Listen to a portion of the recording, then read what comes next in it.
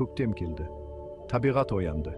Жасыл желекке айналған ағаштардың арасынан жұмсақ самал соқты. Ауада құстардың әсем әні естілді. Бұл саяхатқа шығу үшін тамаша күн еді. Мен орманға сапар шегуді жөн көрдім. Орман мені ашық қолмен қарсы алғандай болды. Күн сәулесі орман алаңын жарыққа бөледі. Кішкентай жабайы гүлдер топырақтан бас көтерді. Ауа таза және сергітетін еді. Әр тыныс мені қоршаған сұлулықты еске салатын. Бұл тыныштық пен бейбітшілік мекені еді. Қаланың стресі жоғалып бара жатқанын сезіндім. Әр қадам сайын табиғат әлемімен байланысым күшейе түскендей болды. Қала миллиондаған шақырымдай алыста қалғандай сезілді. Жүріп келе жатып, аспанда бір қимылды байқадым. Ол қыран болып шықты, желмен бірге биік көкте қалықтап ұшып жүрді. Оның өткір көзі төмендегі жерді шолып қарады. Мен оның жемтігіне қарай ұмтылғанда, қуатты қанаттары оны алып бара жатқанын таңдана қарап тұрдым. Қыранның ауадағы шеберлігі таңқаларлық еді. Бұл табиғат әлемінің күші мен сұлулығын еске салды. Табиғат мұндай ғажайыптарға толы, егер біз оларға қарауға уақыт бөлсек. Бұл кездесу мені серуендеуді жалғастырғаннан кейін де ұзақ уақыт бойы ойландырып қойды.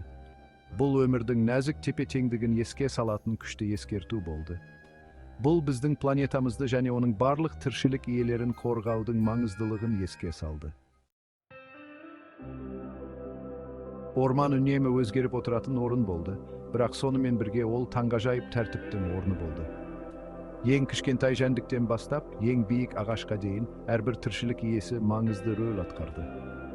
Өмір мен өлім айналымы менің айналамда өрби берді. Құлаған діңгек жансыз болып көрінгенімен белсенділіктің микрокосмосы болды. Жәндіктер оның қабығының астына кіріп кетті. Саңырау құлақтар оның ағашын ыдыратып, топыраққа қоректік заттарды қайтарды. Шіріген жерден жаңа өмір пайда болады. Табиғаттың хаостан үйлесімділік жасау қабілеті шабыттандыратын еді. Бұл өзара байланыстың күшіне дәлел болды. Бұл біз, адамдар, үйренуіміз керек сабақ еді.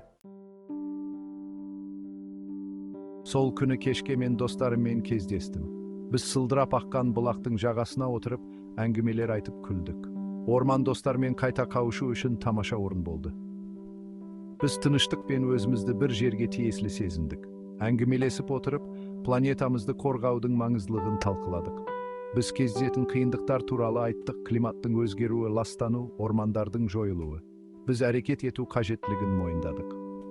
Бірақ алаңдаушылықтың ортасында үміт те болды.